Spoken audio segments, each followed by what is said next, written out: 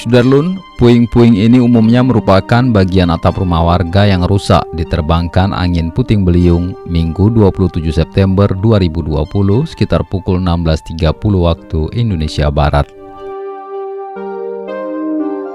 Peristiwa alam itu juga mengakibatkan sejumlah pohon bertumbangan dan merusak infrastruktur jaringan listrik hingga membuat suplai arus ke daerah itu terputus.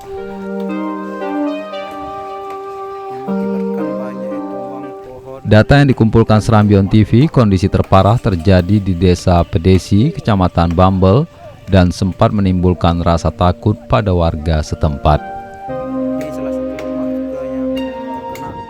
Ironisnya, beberapa rumah yang rusak belum lama ini baru diperbaiki pemiliknya juga diakibatkan oleh peristiwa alam yang sama.